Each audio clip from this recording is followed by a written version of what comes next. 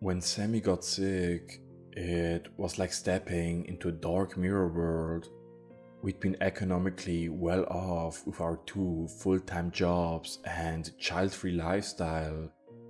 So to suddenly step down to a single income was a wake-up call. Not to mention how the insurance companies managed to weasel out of paying for more than half of Sammy's treatment. Disgusting. Sammy swung for the fences. She took it all in stride. We had our ups and downs with every doctor's visit, but we always ended taking steps back rather than forward. There was always a next time, they said, but we figured we were quickly running out of next times. 1 year down the line, Sammy was on a downward spiral. By then, the catastrophic had turned tragically mundane. I did everything I could to keep her spirit up, but at that point, her light was faded. We barely spoke anymore.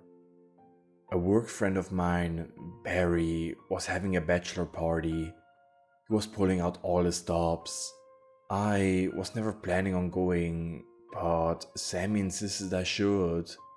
"You need to get out of the house for a bit," she smiled. "Do something normal for a while."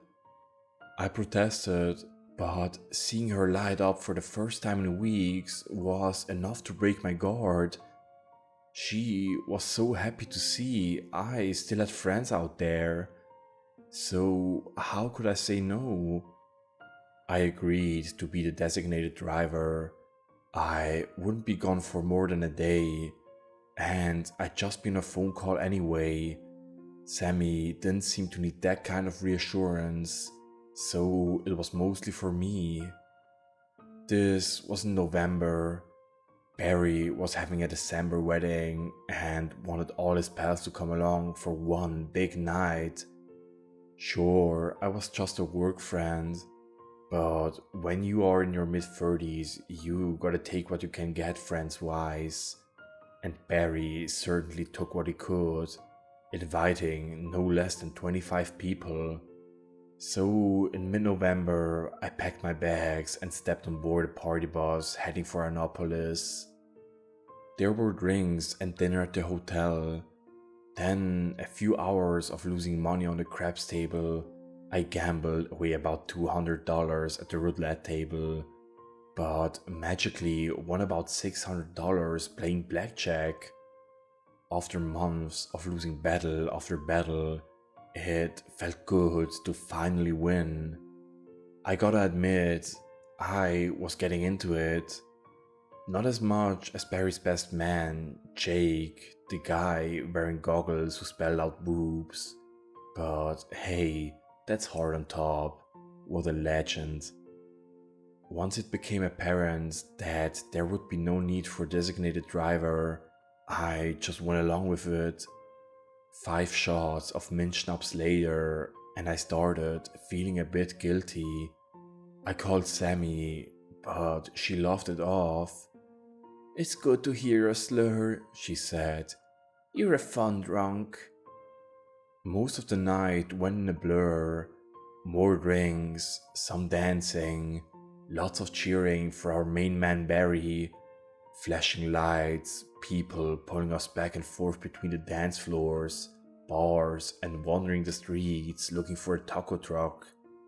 I clearly remember sitting on a park bench at one point, listening to one of Barry's friends lecture me about roasted seed snacks, something about antioxidants and digestion.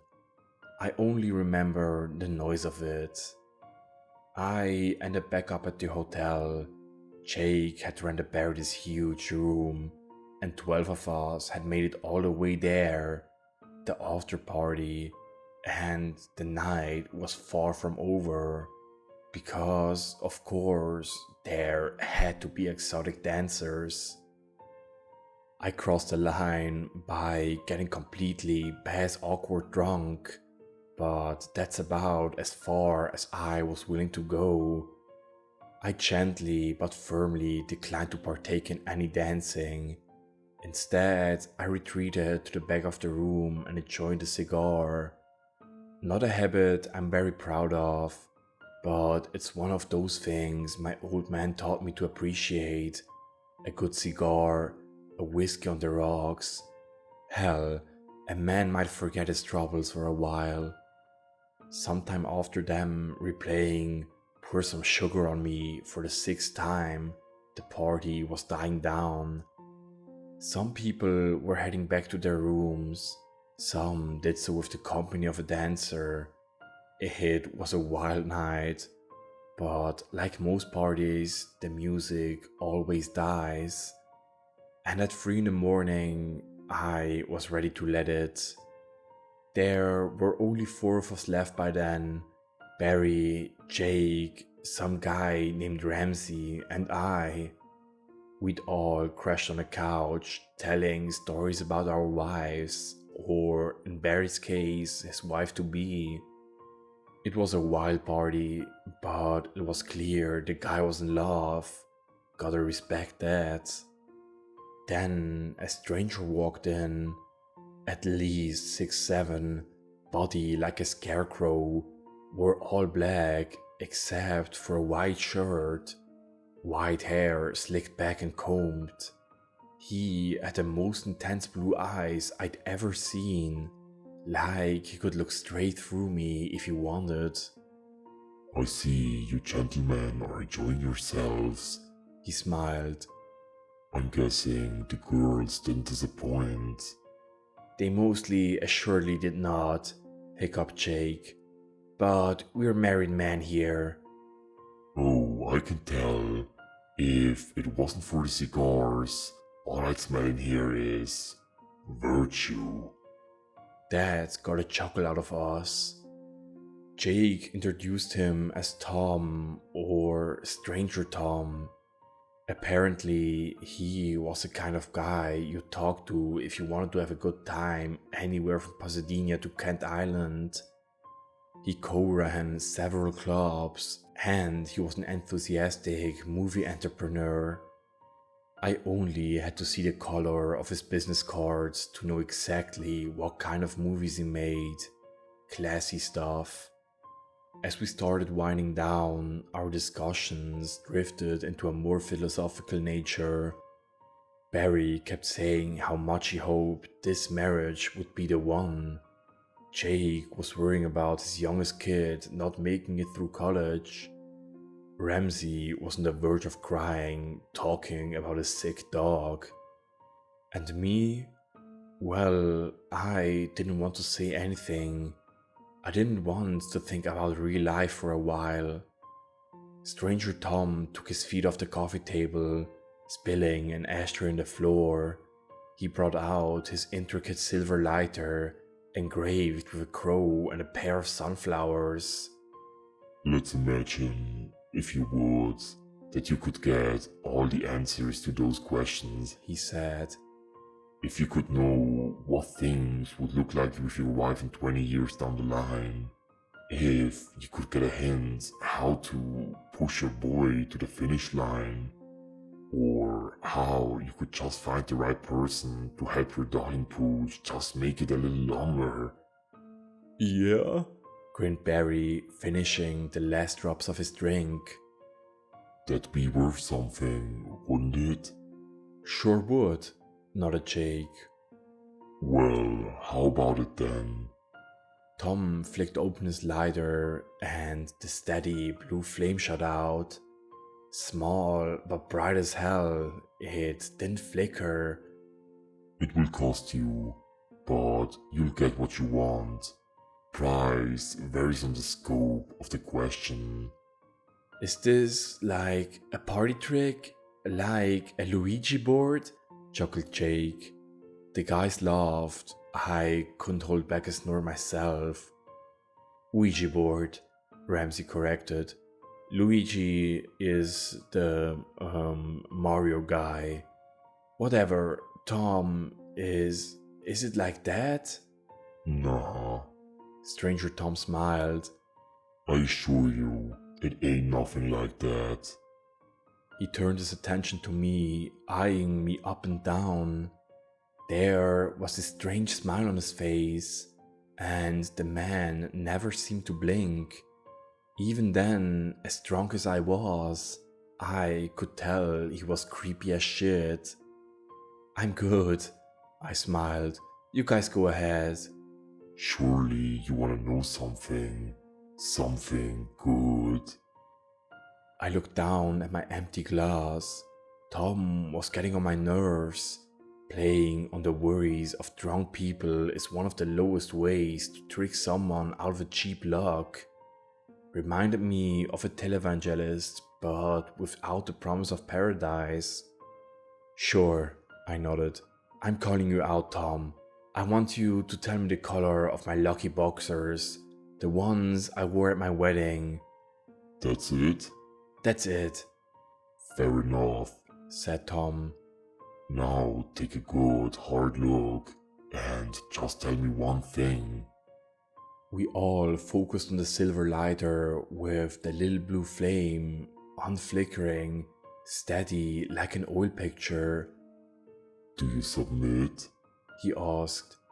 We did. It all happened in an instant. This one loud snap, like a quart of carrots breaking in unison. Jake's right arm fragmented in 3 places. I could see bone poking out in different directions, breaking through the skin. Ramsey's jaw snapped, and 3 teeth rolled out of his mouth, tapping against the side of the table as they tumbled across the floor. Barry's left leg seemingly exploded, cracking wide open from ankle to hip. And me, a sting on my index finger, nothing more. For a second, there were no screams, just these blank stares as we were drawn into the blue light. There was no panic, no agony, just realization. Yes, said Jake in perfect clarity. Yes, that's how. She's still beautiful, muttered Barry. Ramsey tried to talk, but ended up slurring with his broken jaw. Blood mixed spit poured out of the corner of his mouth, along with 2 more teeth. I sat there, looking at these 3 broken men as Stranger Tom lit a cigarette. It was like 3 puppets who'd had their strings cut, talking out loud like wind-up dolls. Tom held the lighter aloft, keeping the blue flame bright and steady. He looked me dead in the eye, his smile growing wider. They were red, He said. with little white petals. He closed the lighter, and our collective consciousness went out along with the blue flame. Waking from a dreamless sleep, I remember screaming. It stank of blood, and I could see dark brown spots across the floor and furniture. There were 2 EMTs giving Barry chest compressions, and someone lifting Jake out of his chair. Ramsey was nowhere to be seen. It was bright outside. Someone was trying to get me out of my chair. Make room, they yelled. Get out! Is he dead? Oh my god, is he dead? I leaned against an unknown hotel staffer as he helped me out of the room. The second I was out, the hangover and shock buckled over me. I hurled all over the carpet. The hallways were covered in confused guests as a flurry of people rushed past me. I only caught a glimpse of Barry's arm. It was white as snow. I had nothing but a bruise on my index finger. It was chaos, EMTs running back and forth, screams in the hallways, in the rooms. Someone just kept yelling, "What's wrong with Barry?" over and over again. My heart was beating so fast that I could barely hear it. Stranger Tom had been absolutely right. My lucky boxers were red with white petals. I got them for my wedding day. and they always managed to bring Sammy a smile. They were just this bright reminder of happier days. So, of course, they were lucky, but I couldn't stop staring at my index finger. I'd ask a small question and paid a small price. Was it that simple? Was it real?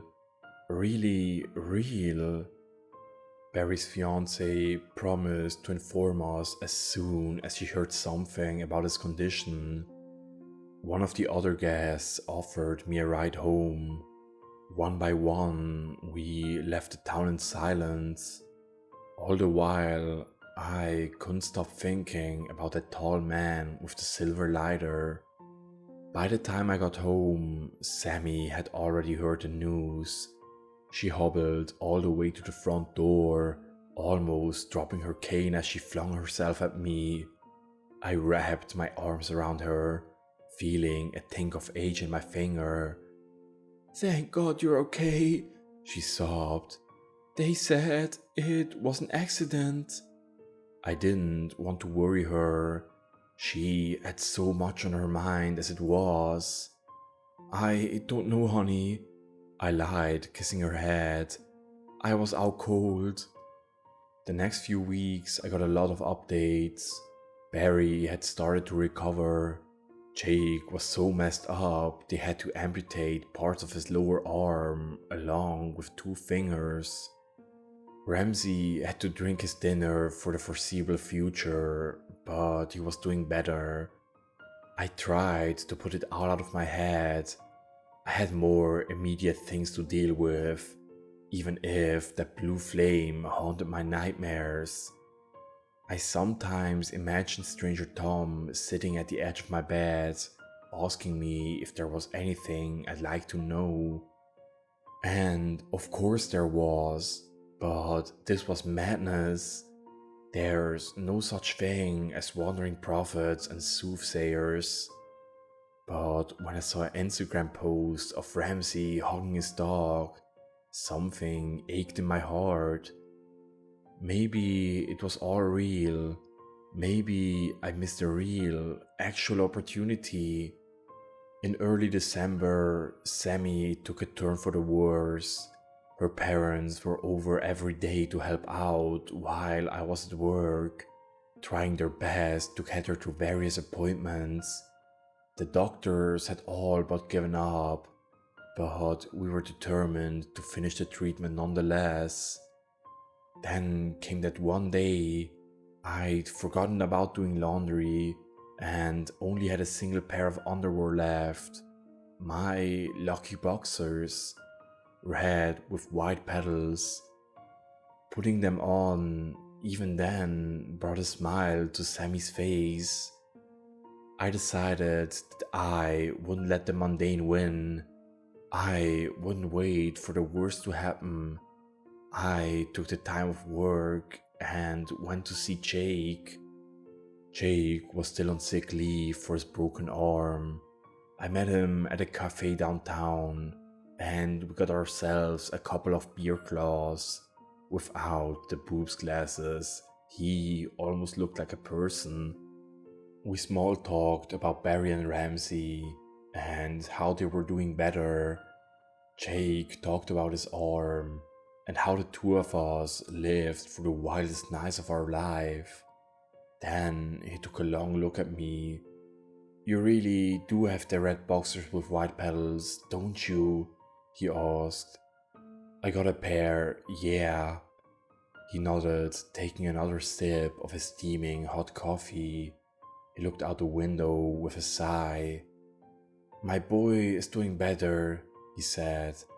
"Turns out he's got an eye condition, gave him migraines. So he's doing better?" "Night and day," Jake smiled. "It's nothing short of a miracle." There was a pregnant pause as we just nodded at one another, drinking our coffee. Finally, I bit the bullet. "Jake, I'm gonna need the number to Stranger Tom." Jake tried to help as best as he could. But it turns out it wasn't quite that simple. He'd met Tom through a friend of a friend of a friend. Backtracking wasn't as easy as it seemed. Jake gave me the number to a guy who worked at the casino we'd been to. That guy in turn directed me to a nightclub manager up in Hearthrow. It took me 2 days of emailing, texting, messaging, and unwanted calls to finally get to a clear lead. A dancer over in Fernalde told me she could set up a meeting with him for a price. It cost me all my blackjack winnings, but I finally had a time and an address. Some guy who'd won the lottery had rented out a strip joint. Guess who was their host? It was a Friday night when I drove out there. The place was rented out and closed to the public. I slipped the bouncer $100 bill, name dropped the dancer I talked to, and promised I wouldn't cause any trouble. That did the trick. The party was going strong.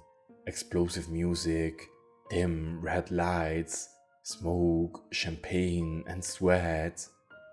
Clinking bottles accompanied by cheers and groans. Not too different from a certain bachelor party. I could almost feel the champagne bubbles trickle in my nose. And there, at the bar, sat none other than Stranger Tom. Walking up to him, I felt my heart sink into my stomach. This might be one big Hail Mary, or I could be the dumbest man on the entire East Coast. Tom turned in the seat, sliding a shot of whiskey my way. He didn't even look up. I knew you'd be back. He said, throwing me a side eye. You have questions? Just one. It will have to wait. He smiled. I got business. He turned to face the partygoers. He raised a glass to them, getting a handful of cheers in return. Tom spoke under his breath, never dropping that unnerving smile. Fucking clown monkeys. As he turned, those piercing eyes dug deep into me. They seemed different now, stronger, angrier. I could have sworn they moved like fire. I don't usually let people ask me twice, He said. Then again, most don't want to. It's important, I said, and I'll pay the price. Oh, I'm well aware. You come chasing me down. You who gotta be hella desperate. Drink your whiskey. I'm good. I wasn't asking. My heart skipped a beat. I chugged it, letting the liquid fire sink into my throat. My fingers tingled, and I could imagine the ache of my index finger. Just the tinge of pain with promise of more to come. Stranger Tom turned to face the bartender, ordering himself another shot of whiskey. Who are you? I asked. How do you do what you do? I'm no one. Tom said. Who cares? So you won't tell me? He held up his glass, letting the liquid reflect off the colored lights. Suddenly, a silver lighter was on the table. I never saw him reach for it. It just sort of appeared. I come from a land of a watchful red sun, Stranger Tom grinned. where the snow is feathers and the shores are silver black, where all the flowers have choked to death, turning a sickly blue, He tapped his lighter. like my fire. While Tom slipped from table to table, refilling glasses and lighting cigarettes, I stayed at the bar. After a while, it all looked the same. Men, women, dancing, sitting. It was all just meat, sweat, and fabric. wedding rings reflecting the burst from a strobe light, memorial tattoos grinding against exposed chests. My phone buzzed, and I knew it was Sammy. I couldn't bring myself to read it. Long past midnight, I'd fallen asleep at the bar. I woke up as one of the girls wished the bartender good night. Looking up, I saw Tom was waving me over. Most of the place had cleared out, just a handful of guys left. Tom had the seat of honor at the edge of the table. There were traces of questionable powders right next to puddles of spilled mojitos. "You think there was ever life on Mars?" someone asked. "That's fucked up, right? Like, if there was..." Yeah, another agreed. "Like, all the way over there. What is that even? Like, what does it mean for us?" Stranger Tom gave me a knowing look. Sounds like you gentlemen are curious a lot. He smiled.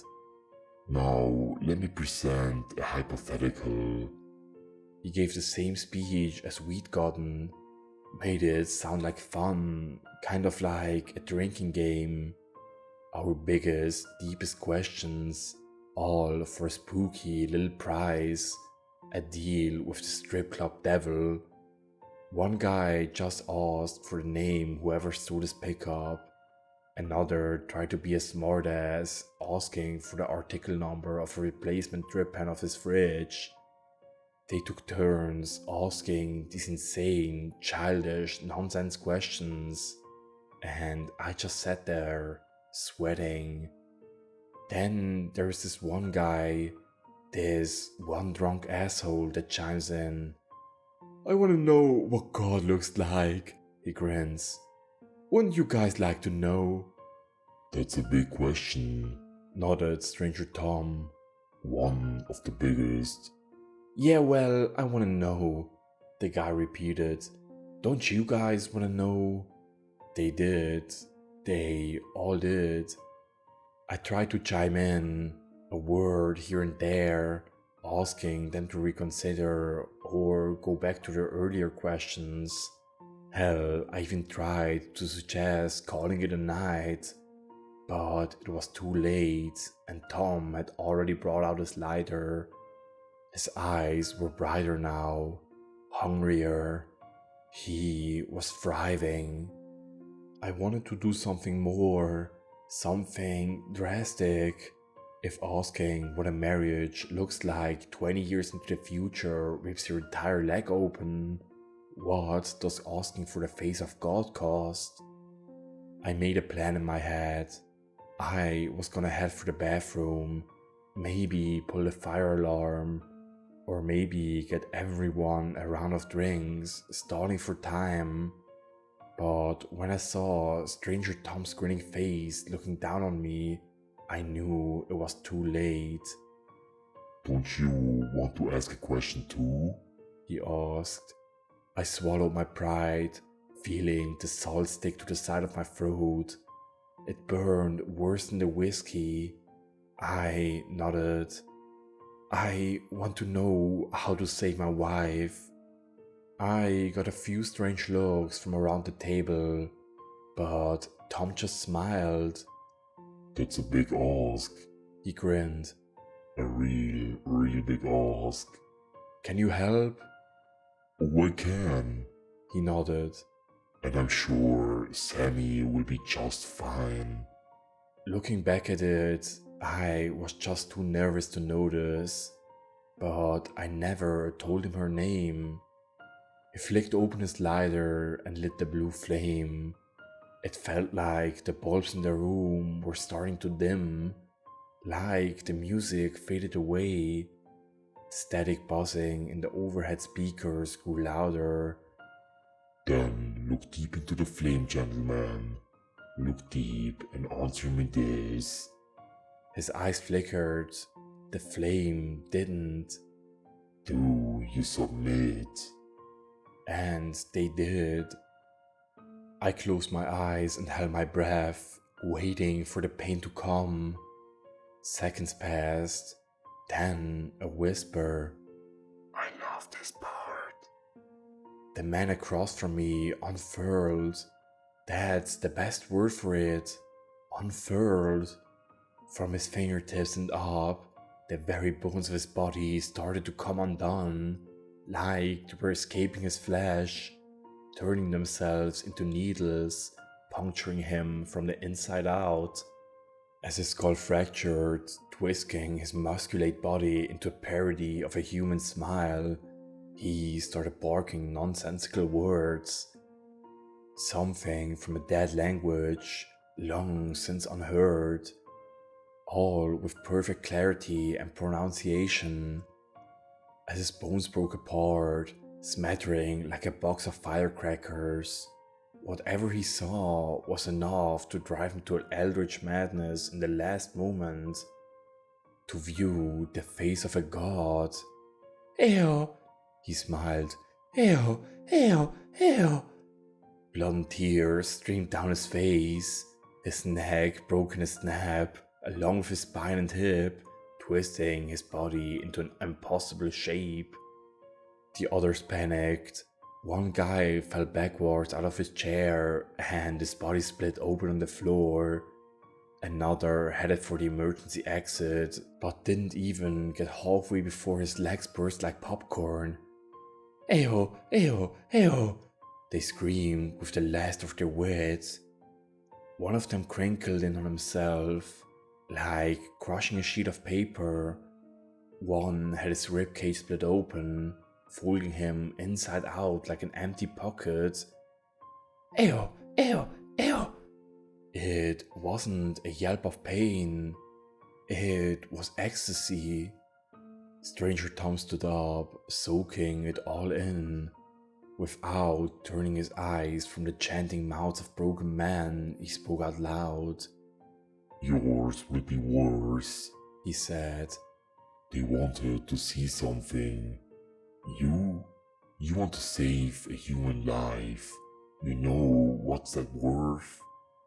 He towered over me, his eyes literally crackling with a blue flame. To preserve the infinite potential of a life, the immortal form created in the image of those who be gone. He laughed. He laughed like it was the best joke he'd ever heard.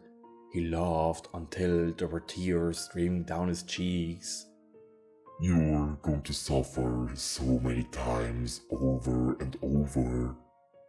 He held up his lighter and put his finger on the lid. Thank you, he smiled.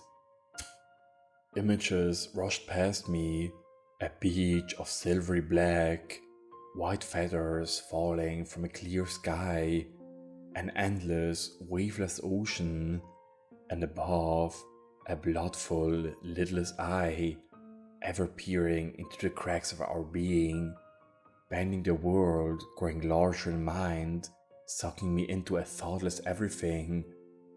Ew, ew, ew. At the end of a breath, the answer was closer to me. I had a cure all along. A few weeks down the line, Sammy was going to make a miraculous recovery. After 100 steps backwards, she was finally taking a step forward. It was bound to happen. It was always going to happen. Her hair and smile would grow back, and by spring she'd be sitting next to me feeding ducks at the ponds. And now I was gonna die for nothing. I came to, being held aloft by Stranger Tom. He panted like a hungry dog, his eyes fully blackened, with blue embers flicking impossibly deep in his skulls. His teeth had grown sharp and predatory, revealing a wide, maggot-like tongue. He snickered with anticipation, staring into me. No, I stammered. No, it's not. The last chance of Eo had died, reduced to a single wheezing cough from the final man with something that could resemble a face. Stranger Tom's smile faded, He turned his head to one side, frowning. You're not saving her, are you? No, she's going to make it on her own. God fucking damn it. He grasped my neck with one hand and threw me to the floor. I tried to fight him off, but it was like pushing on an oak. I was looking forward to that one. I'm aching for it. He groaned. And I get nothing? Just let... No, He spat. I'm not getting much, but I'm gonna savor this. He let me go and stepped back.